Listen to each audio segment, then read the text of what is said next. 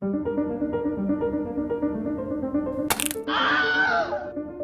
hello again. Welcome back to the break. We really had ourselves a week, didn't we? You know the thing about this sport, about mixed martial arts fighting, it just has so many different ways to break your heart. You know, sometimes you have to watch one of your favorite fighters just get knocked out cold. Sometimes you have to watch one of your favorite fighters suffer a gruesome, terrible injury. So other times, you know, it's just watching them gradually get old, as we all do, which may be the worst of all. Still other times though, you wake up on a Saturday morning, you're really excited, you got a fight you're really looking forward to, you're walking around all day thinking about it, you're telling your friend, no, I can't go see your crappy band tonight because Bobby freaking Knuckles is fighting tonight. Then you open up Twitter and you find out, actually, he isn't. Poor Robert Whittaker, you know? It's bad enough to miss your chance to defend your title in front of a sold-out arena of your countrymen. It's worse still to miss it because he had to be rushed into surgery in the middle of the night. I already felt bad for the guy when I knew all that. Then I read the statement that his team put out.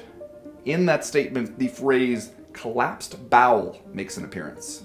Which, to be honest with you, I didn't even know that was a thing that could happen to the human body. And honestly, I wish I still didn't know that, because now I'm thinking about it. Thinking about those bowels. What would it take to collapse one of them? What would that be like? So that's what I'm going to be doing 3 a.m. if you need me. Then you got Kelvin Gastelum, though. He's supposed to get his chance to challenge for Whittaker's title.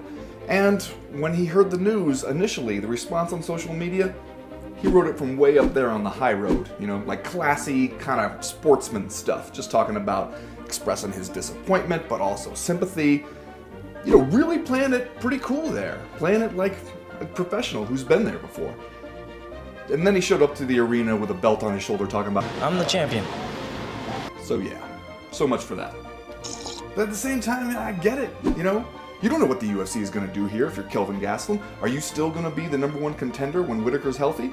Is someone else going to have like one good fight and skip you in line? It's not like we haven't seen the UFC do that recently, like very recently. You got to do something to kind of keep yourself in the conversation. Also, maybe do something to distract people from the fact that you seem to be just absolutely covered in staph infection. Fortunately, though, we had Israel Adesanya and Anderson Silva there to save the day. Because, really, I thought I was going to be standing here today wishing Anderson Silva a speedy recovery and a lengthy retirement. Instead, to my amazement, I'm standing here saying, kind of wish we had 2 more rounds of that.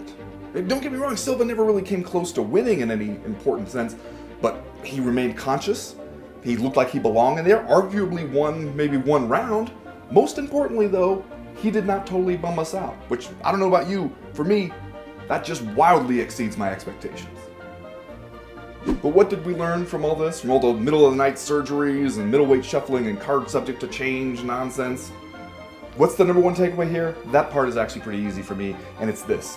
Never, ever click buy on a UFC pay-per-view until the last possible moment before the broadcast starts. Because this is MMA, and you just never know when it's done breaking your heart. Collapsed bowel. Wow, I'm feeling happy.